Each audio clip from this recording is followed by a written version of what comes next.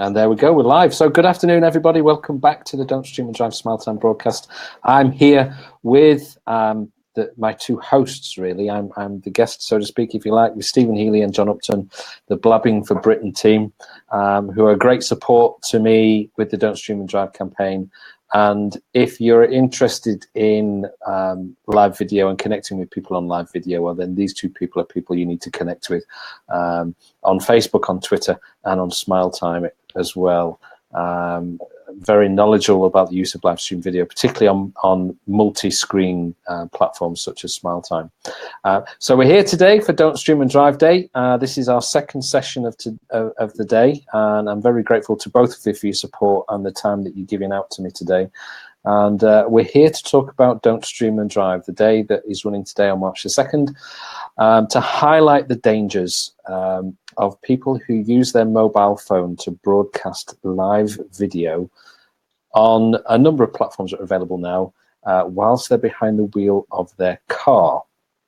And I've had a look at the stats so far for Twitter, and we have now passed 10 million people on the reach. So we're doing incredibly well with that. We're certainly on track to equal last year, because obviously with Twitter, the bulk of engagement will come tonight from sort of 6 o'clock onwards, when people are home and they start sharing content while they're watching TV and that kind of stuff. So we're here. If you're here joining us and you want to ask us a question, please do drop a question into the text field at the side or onto Facebook, and we will be more than happy to answer that question. But if you want to come to smiletime.com/channel/don't stream and drive, to the actual Smile Time website, and want to come on video and speak to us, and we can see your face and you can talk with us directly, well then please do, and we will gladly bring you in to ask your question. Can't always promise an answer, but I'll certainly do my best to answer any questions that come up. That's why we're here, looking at Don't Stream and Drive and the dangers of people live streaming video from their cars. And I was just saying before we went live, there's been some great support today. Greater Manchester Police and all their local accounts have been tweeting like crazy about the campaign today. So I'm really grateful to GMP, especially Amanda Coleman, the head of comms there, and her team who will be helping coordinate that. So we're very grateful to them. But the one thing that I put a couple of tweets out between our last broadcast and this broadcast. One of them is the AA video, which we were going to try and show on here, but it's just not working, which is well worth a look. The short minute-long video on YouTube about the dangers of texting and driving. But there's another one that the AA have produced called Cadence, and you need 10 minutes for that. I think it's 10, 11 minutes long, the video, and it's a really professionally put together production. It's very slick, but it tells a story. It really paints a picture of how using the phone when you're driving can suddenly have some dramatic consequences. And it's not gory and it's not horrible, but it really does sort of tug at the heartstrings and make you think about the consequences, which is well worth investing 10 minutes just to sort of sit down and watch it. And so that's well worth looking at. And the one final thing is that I was really pleased to see today, because one of these things is when you're running, hi Kevin, one of these things that you're running today, when you're running a campaign like this, and I run this individually, but with some great support from the likes of Stephen and John and my colleagues around the country and members of the public who engage with me on Twitter. But you're sort of driving the whole thing. And when another organization pulls something together, a video production of something, or an image or a graphic, and puts something out there and says, we're supporting Don't Stream and Drive, and here's why, and look at this. There's an organization on Twitter called Crest Derbyshire. They're a road safety team in Derbyshire, and they put a short video, it's only a minute long, which I have tweeted out. They've made that in conjunction with Derbyshire Police, one of my neighbouring forces, which is great to see.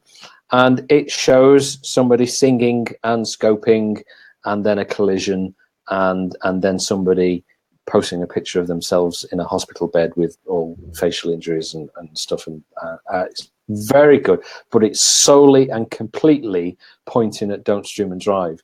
which is fantastic. And as I said to you guys, it sort of almost put a little tear in my eye when I saw it, because you think, wow, people are getting behind this and wanting to produce content of their own in order to support the campaign, which is fantastic. So really, really pleased with that. And it's going well so far. Well, yeah, I mean, there's been a lot of tweets that have actually been sent out, in addition to the ones that came out of the organised one. Yes. And there's all.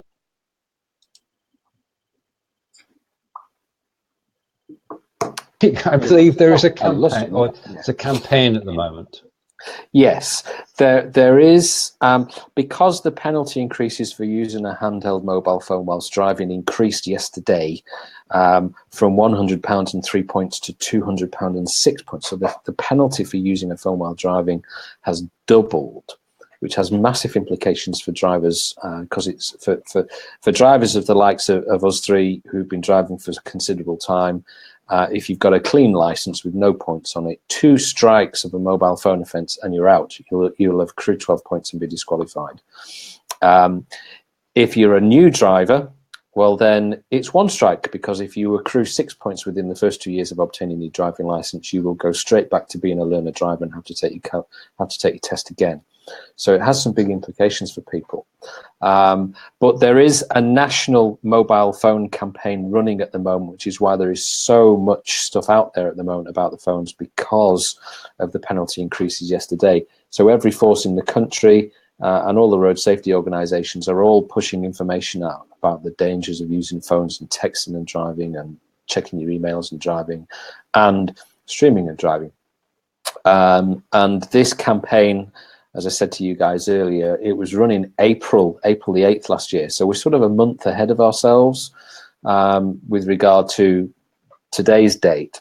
But that was done deliberately in conjunction with the National Roads Policing Intelligence Forum, which is a subgroup of the portfolio of Chief Constable Suzette Davenport of Gloucestershire, her road policing portfolio. It's a subgroup of her portfolio.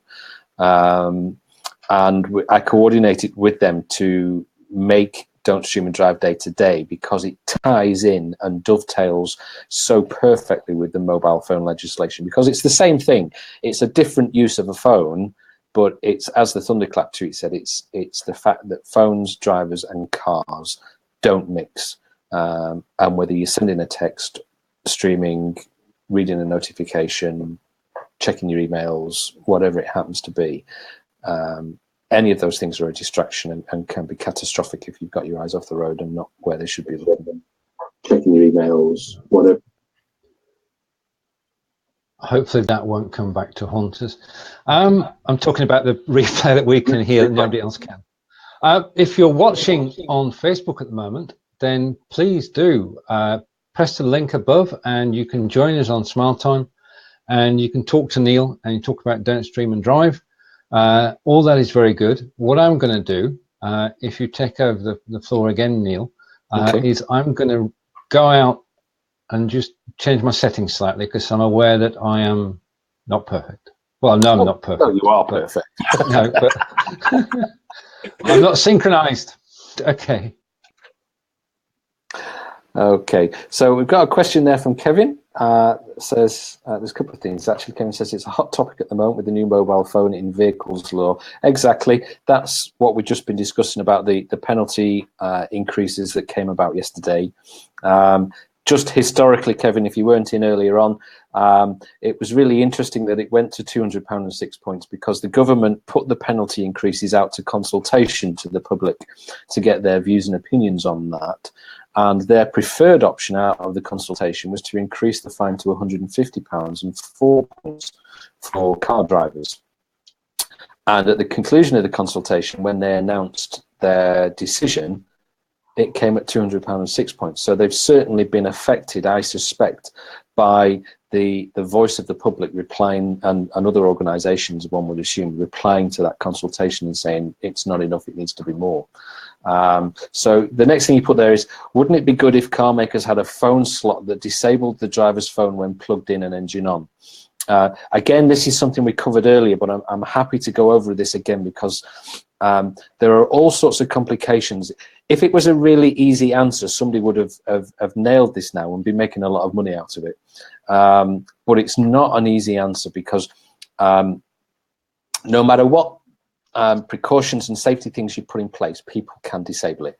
So you can imagine a situation where a car, you sync or link a phone with a car and say, this is my phone, I'm the driver of the car. I'll not do anything until it's plugged into a certain socket on the car out of sight, and then it says, right, okay, now you can start the car and drive. And it disables the phone. That's fine, but if it does that but doesn't disable any other phones in the car, there's one good thing, because the passengers can still access social media and still do the things and get information that you might need whilst you're on your route. However, people could get around that by pairing their phone with the car to say, this is the phone that I use when my phone, and they pair that with their car, but their other phone is the one that they actually use. So they could have two phones and therefore still drive and stream and text and make phone calls and so on. There are also applications out there. I've had a look at a few, but mostly they're in America and quite difficult to get hold of across the App Store at the moment. But there are some there, but they're not really hitting the mark yet. Some offer points accrual for good driving and not using your phone whilst you're driving, and the phone detects your movement. But I'm not, you then get rewards for how many points you accrue for safe driving. It's got potential. It might be an encouragement for some people, but I'm not convinced that it's going to be a big winner.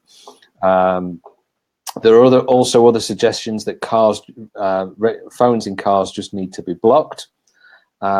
And as I said earlier, that's another complication, because if you block a signal for mobile phones within cars, well, then you're also blocking the passengers' signals as well, and they may be able to get useful information for you. Plus, if you're in the car on your own and you've got Find My iPhone or other safety features that the phone can provide whilst it's connected to the internet, so family and friends and the police can find you, well, then disabling that signal is going to cause a problem, as much as the phone is being turned off. And so, as I said earlier, I think there are lots of ideas out there. The solution may come, or a part solution may come, but I don't think we're anywhere near it yet. And I've seen nothing at all so far that trumps common sense. And that's put it out of sight, turn it into do not disturb mode, and leave it until you get to your destination. So I hope that answers your question, Kevin. It's very sound advice, and I want to just take a look at some of the things that have actually arrived today as a result of the campaign. And the first one.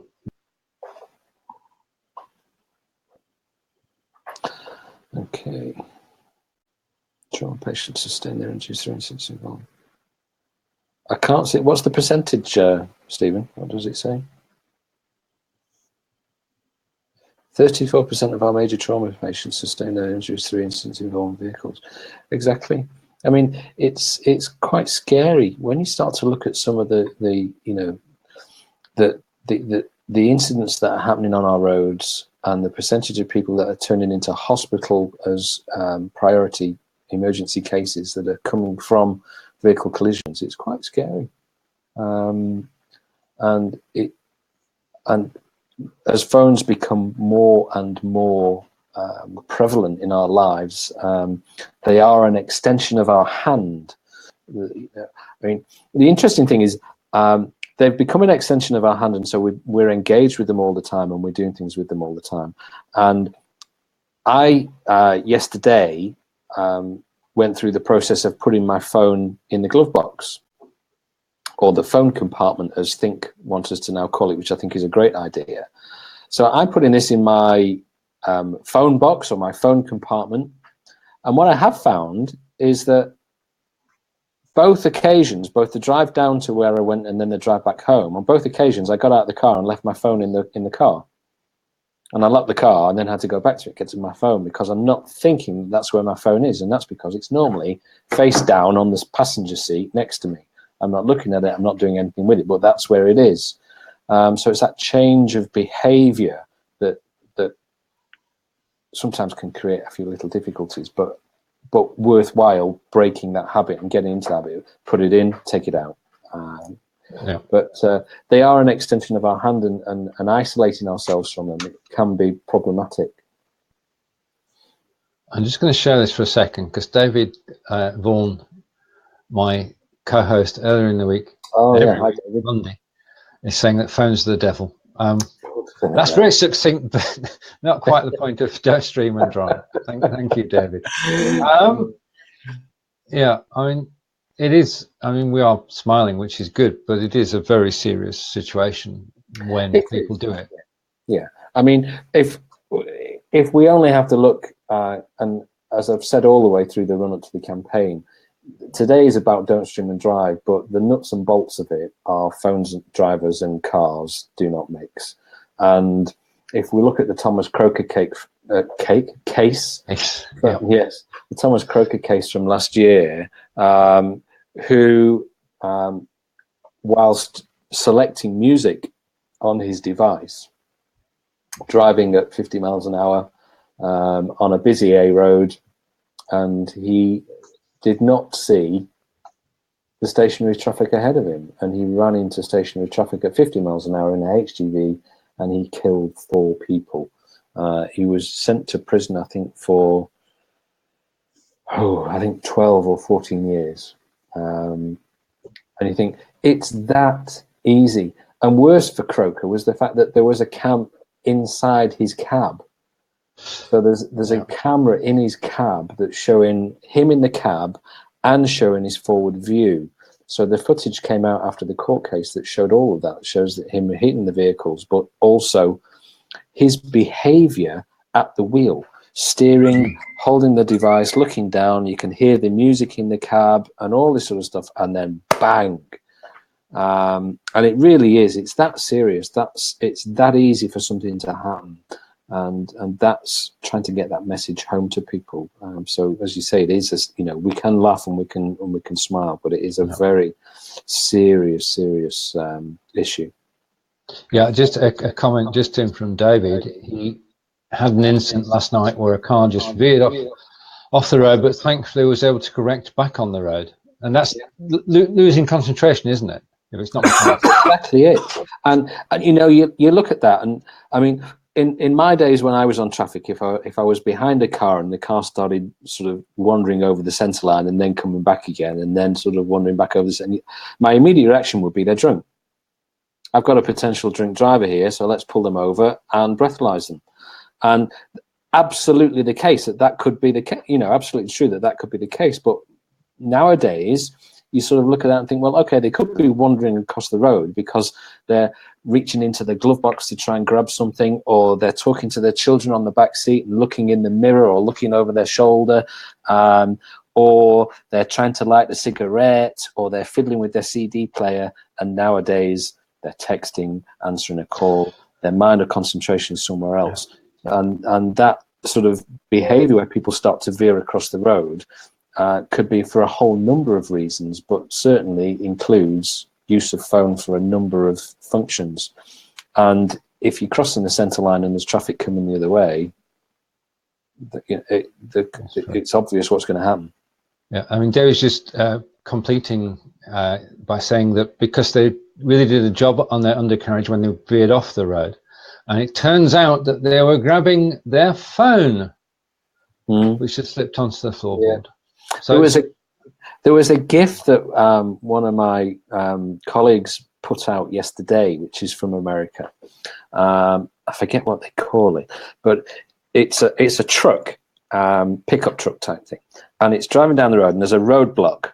And to avoid the roadblock or whatever it's doing, there's a set. We call it a central reservation. What do they call it in America? The bit in the middle between the two carriageways. David will tell us. David will answer that. But it was U-shaped, so it goes down into the middle and then goes up to the other carriageway. And this truck goes down this bank and then up the next one, and literally leaps into the air and goes across the carriageway and disappears behind a building. And you think, it's funny and it gets people's attention. You go, crikey, look at that, the crazy fool, and what have you. But part of you looks and thinks, that could so easily happen if you're not looking where you're going. You know, you leap or you roll or whatever it happens to be. Yeah. And David's saying, yeah, that was an escaped prisoner trying to avoid the roadblock. Yeah, it's incredible what can happen. Right. And Fraser's joined us. Hello, Fraser. Hi, Fraser. And we're being told a story. Okay, so hello from Fraser. Oh, a minute, just a second. Sorry, Neil. Okay, just trying to keep up with what's going on. It's wonderful that everybody's joining Neil today, and if you've got any questions about any aspect of road traffic management or downstream and drive initiative, then please ask them. And Fraser has a story to tell. Fraser, do you want to join us? If you just type yes in the box. Right. Okay. Right. And Fraser's just saying, all right. Okay. Fraser's saying it's a great campaign. So there you are. Thank you, Fraser. Thank you. Right. And it would be nothing without the support of all the people on social media that helped me with it. Both my colleagues around the country and the general public, and you know, you guys and the organisations that have got behind it and said yes, we're willing to support it. I mean, it's quite an easy thing for them to support because, as we've said, that it's the nuts and bolts of all mobile phone offences. Is it's phones, drives, and cars that don't mix. So it's very easy for them to support, but it's great to have their support. And when they publicly come out and say we're supporting this, and you know, is a great thing. Really increases the reach that we have. Okay, and Fraser is. I'm inviting Fraser to join us. So hopefully Fraser. Camera. We had problems with cameras earlier. Right. Okay, and. Good afternoon, Fraser. Hello, how's it going? Hi, Fraser. Yeah, I posted a link just above a couple of chat a little bit, just with somebody who was actually streaming and driving, somebody I know on my Facebook page. And I just shake my head at them when I see them, and I go, well, they say they're in control, but it's obviously they're not. And I just hate to think, you hate to be watching somebody live stream, and suddenly bang, somebody's been knocked over or something's happened. You just want to go, well. You hold your hands up and say, well, it's your own fault, you're not listening. I mean, it's one of those things, I think, with people who live stream, you're looking for people who are actually watching it. You want to have an audience. And so one of the things that we used for the last campaign in 2016 was to sort of say, if somebody live streams and drives, you know, don't watch them. Because if they sit there on their own, they're broadcasting, they'll start to say, well, nobody's watching me. Why are they not watching it? Oh, it's because I'm driving. Yeah, exactly. But it is really, really dangerous. And sadly, I mean, most of the work that I do focuses on Periscope and the use on Periscope. But there are countless other platforms where it's happening. And with the likes of Facebook and Facebook Live, there's a whole lot of it that'll be going on behind closed doors, behind locked accounts, that unless you're a friend of that person, you're not going to see. So the problem is going to be far wider and bigger than is actually visible to most people. And yeah, it's just absolutely crazy. You can't give your full attention to driving. So how do you find it? Obviously, with people who are live streaming and driving, obviously, if you're stopping somebody and you're seeing them do it, but even though technically, I think the new rules that even if your phone is on, you're not actually touching it and you're driving, it's not technically, that is technically legal, if you know what I mean. Yeah. How do you do it? You stop them, but you can't really do much because technically they're not breaking the law in a sense. But if you know what I mean, it's must be a very grey area at the moment. Yeah, you're right in saying that if the phone isn't handheld, well, then it's not the mobile phone offence. Yeah. However, there are other offences that can come into play. So if the driving falls below the required standards, i.e., they're wavering over the centre line, or they're late braking, or they've, or you know, there are a whole number of sort of other issues that could identify to a police officer that their driving is below the required standard, and therefore we're looking at careless driving, driving without due care and attention, as it used to be known. And also not in proper control of the vehicle. So there are a number of other matters that can come into play.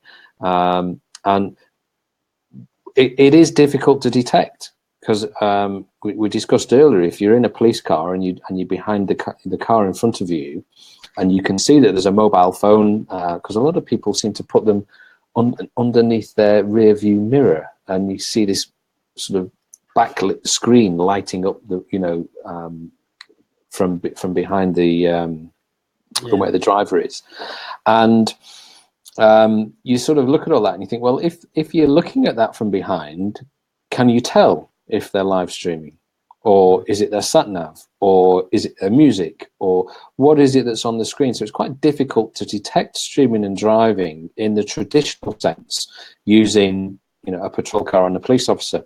And so whilst it's not impossible, it is harder.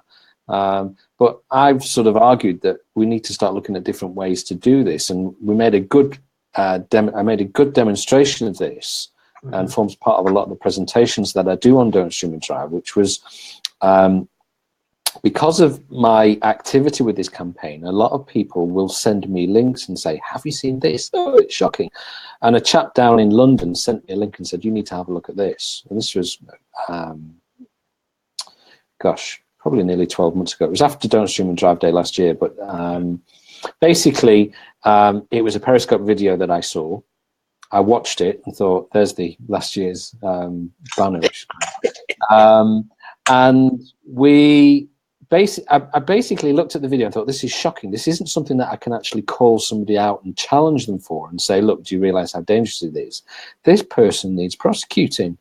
And he was very keen to show everybody his car, which you would be. He was very proud of it. It was a Lamborghini. It was convertible.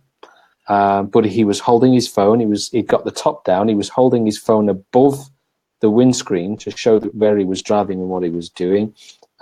He was talking, reading the comments. It was crazy.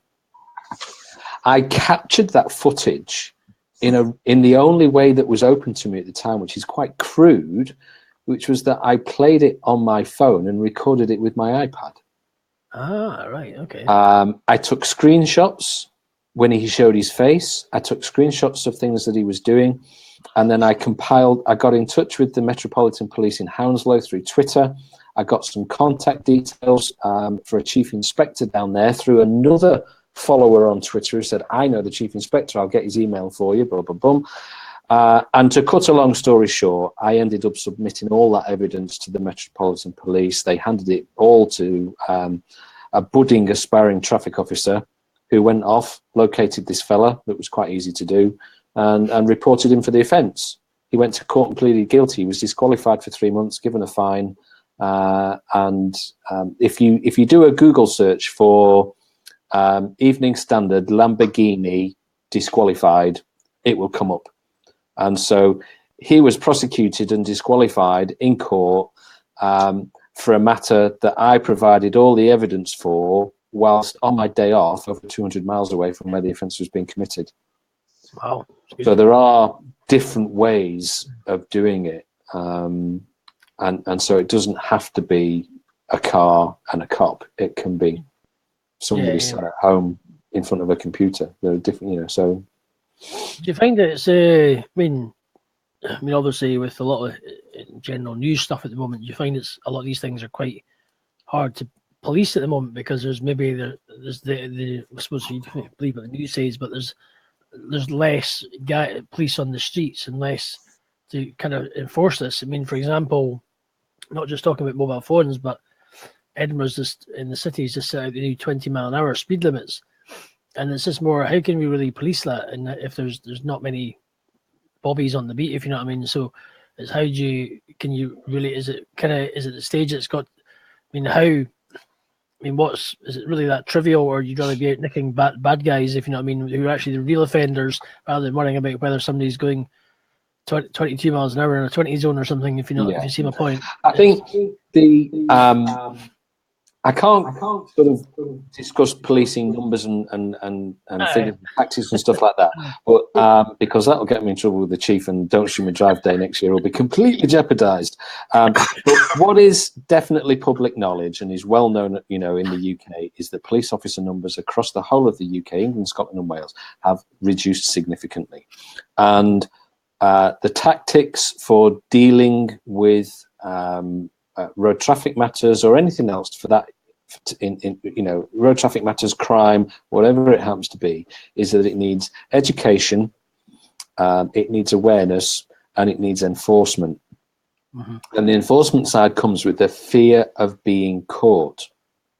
There's no point in having legislation in place if the person that's likely to breach that legislation knows there's absolutely no chance of them getting caught. Mm-hmm. Now, targeted campaigns like running this week will nail people, and I find it astonishing that the figures that are coming out from road policing accounts across the country yesterday and today say we stopped 67 people and prosecuted them for using the phone yesterday. And think, what? With all the promotion that's been going on about the increasing penalties and how much it's going to cost you and the impact on your license, but people are still doing it. So I think it'll take time for that to settle in, but it needs that sort of campaign, which are great.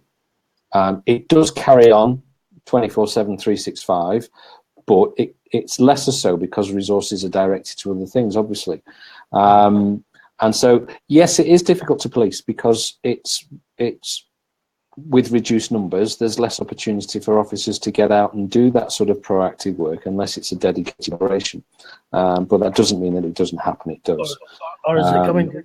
Is it coming to the stage that there's more? It's almost similar to like your nurseries. There's more paperwork to do these days than there is, and it's taking away the people from. It's taking away from doing the streets because all the paperwork. I think nationally we're getting an awful lot better in the police with reducing our paperwork and putting bobbies out onto the street and staying out on the street, particularly now with mobile technology.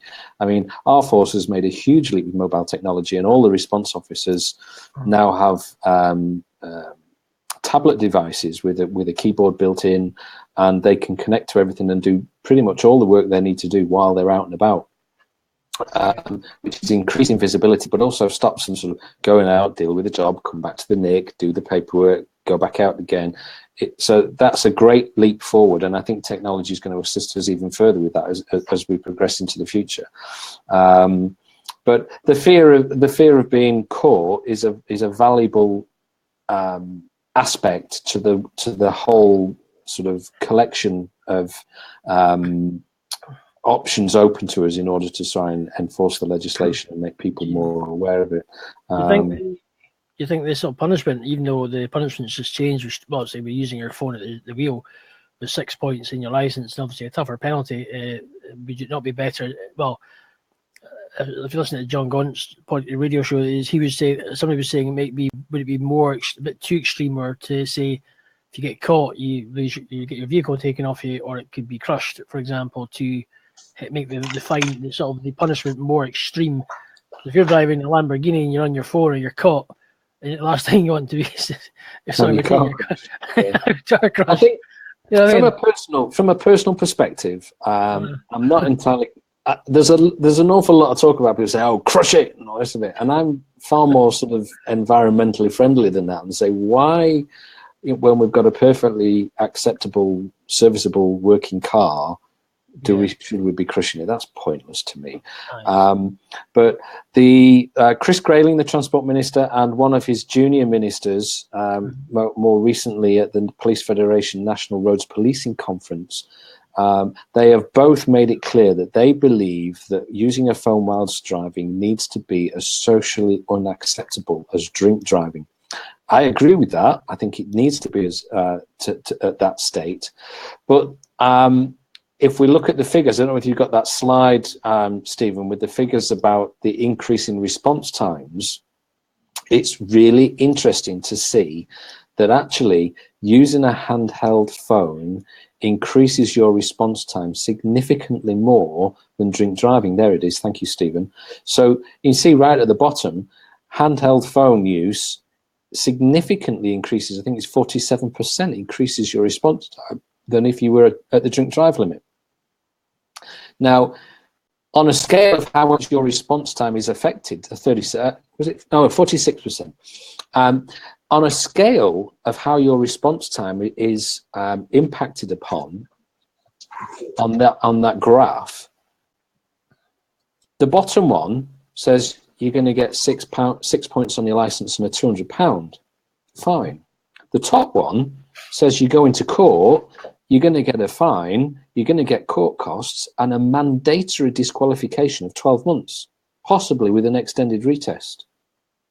So although I welcome the increases in the penalties that have come about, there is a disparity between those two matters there that in the future I suspect is going to be addressed. And I think whilst the penalties have increased today, I think it's just another step in the direction that eventually is going to put the use of a phone by drivers right on par with drink driving, which means if you're caught using your phone, you'll face the same sort of consequences, because that way, and you could argue and say, well, okay, has the drink drive law stopped people drink driving? No, they're still getting locked up left, right, and centre. But has it reduced significantly from 1967 when it was first introduced? Absolutely yes. And so this isn't an overnight fix. Stopping people using the phones while driving is not an overnight fix. It's going to be a long road to get to the point where the bulk of people don't even consider it. It's like putting a seatbelt on. Some people still drive without a seatbelt, but I don't know about you. I feel naked in the car if I've not got my seatbelt on. My whole driving life has been surrounded by the law that says you will wear a seatbelt. And so I always have done. And so I think we'll eventually reach a point where there's a generation coming into play who are so they are connected and interactive with their devices, but they will be molded by the legislation that says, I wouldn't even dream of using it in my car. Do you think we've come a bit too Britain's become a bit too Americanized? Because when you watch a lot of stuff in America, they're constantly using their phones, even while they're driving, even just in their hand, or even on TV programs and all sorts, and they just don't seem to. There's not like even like you're saying with James Corden as well earlier this morning. They're all like, so you see them constantly using, even if it's like crime drama or something, or they've got the phone. There's constantly. It's like maybe we've become too Americanized, and we're kind of just saying, if they can do it, why can't we just do it? You know what I mean? Yeah, I'm not sure that it's Americanized, because I think it's an international problem. It really is. It's right across the board, and there are intricacies and nuances between the way that the offence is worded and the way the prosecutions come about and what the penalties are right across the globe. But fundamentally, it's the same issue, that it's distracted driving.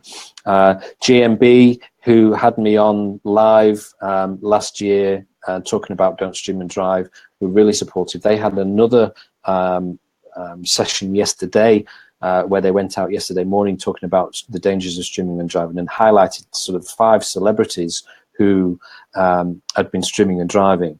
And these are people who are influencers who influence other people's behavior. And if you talk about James Corden, if it's good enough for James Corden, it's good enough for me. And this is this mindset that people have got, that if you've got your hands on the steering wheel, everything else is okay, which is utter nonsense. Because you've got to have your hands on the wheel, but you've got to have your eyes on the road and your mind on the road. And those 3 components are critical to successful and safe driving. And if the loss of any one of those for just a few fractions of a second can be the difference between life and death. And so I don't think it's really Americanized. I think it's just the fact that TV and media and films and the whole thing are all still conditioned into thinking that hands-free is okay. And so we see that and we believe that that's okay, and we carry on behaving in that way. And that's the sort of mindset that needs to change. And that's a huge thing. But given time, hopefully we can make a difference. And I really honestly believe that, without blowing my own trumpet, that I think with Don't Stream and Drive, I believe that we are ahead of the game, in comparison to what we've done in years gone by. The success of Don't Stream and Drive would be the absence of any streaming and driving, and we're not there. It's increased. But I do believe that it's making an impact, and I do believe that, whilst it's not immediately visible, I do believe that we're changing people's behaviour by spreading the message about it and helping people understand that it's going on.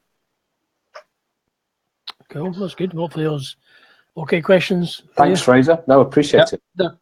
Thank you very much, Fraser. And we're coming up to the time where... I wanted to post a link, actually, if I can. Oh, right. Okay. Yeah, surely. This is a good article on Newsbeat, which is the youth channel, if you like, of the BBC website.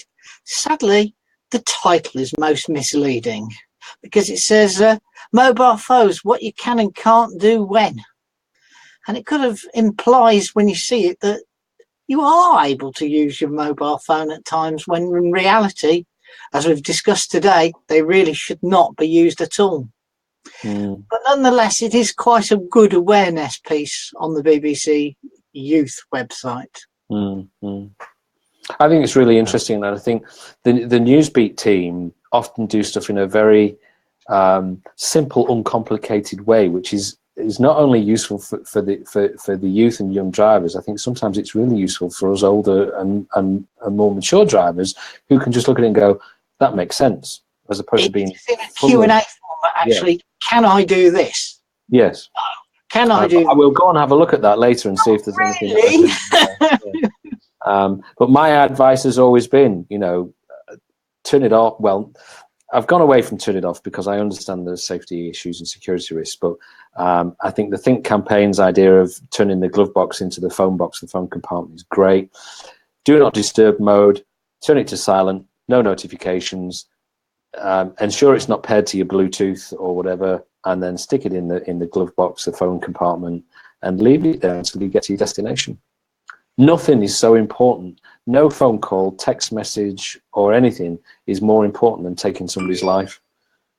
And that's really the bones of it, isn't it? You think that call, that notification that says somebody that you don't know has just retweeted your tweet, and you look down and go, "Who's that? They've retweeted my tweet. Oh, that's lovely." It's really not important. The difference between choosing a track by U2 or Meatloaf while you're scrolling through your music on the phone is not more important than somebody's life. That phone call that comes through that's going to tell you some tragic news that's really urgent, or that phone call from the school that says your child has fallen over in the playground, they bumped their head, that we've got you need to contact us straight away because and you think it might be ambulance, it might be hospital, it might be all sorts of things. Yeah, I do. And there's all those sort of things that are going on. You think, even so, that phone call and that text message is not so important that you can just take your eyes off the road and potentially kill somebody else. It's just not that important. You need to go. I do. At 7. Yeah. Fraser, thank you for joining us. No problem. I'll disappear we'll so you can catch up again. I did put a link up in the chat earlier so you can see. I'll go and have a look at it. Thank you. Somebody actually streaming and driving, so I just thought to create awareness. So anyway, all the best for the rest of the day, and I hope it goes well. Whatever. Cheers. Okay. Thank you, Fraser. And Neil, if you'd like to wrap, and then we can all exit stage left. Okay. Well, thank you for joining us. If you've got any questions that you've pushed through and haven't been answered, I think we've tackled all of them, Stephen. But if you have got questions about Don't Stream and Drive or anything to do with the new phone legislation, do please reach out to me on Twitter @SergeantTCS. I will be more than happy to answer any questions that you've got. My timeline's a bit crazy today, so if I do miss it, send it again. Make sure I answer, because I will. And more so is that we'll be back here at 7 p.m. on this platform, on this channel, to do some more of the same, talking about the dangers of streaming and driving and answering any questions that people may have about the campaign or the dangers that arise from it. So I'll sign out on that. Just say thank you, Stephen and John, for the time you've given me. A lot of your time again this year, which I'm immensely grateful to. And hopefully, my phone's pinging. Hopefully, I will see you both again at 7 o'clock. Yep. 7. See you later, Neil, John. Take care. See you soon. Thank you. Bye, Good everybody. afternoon. Bye.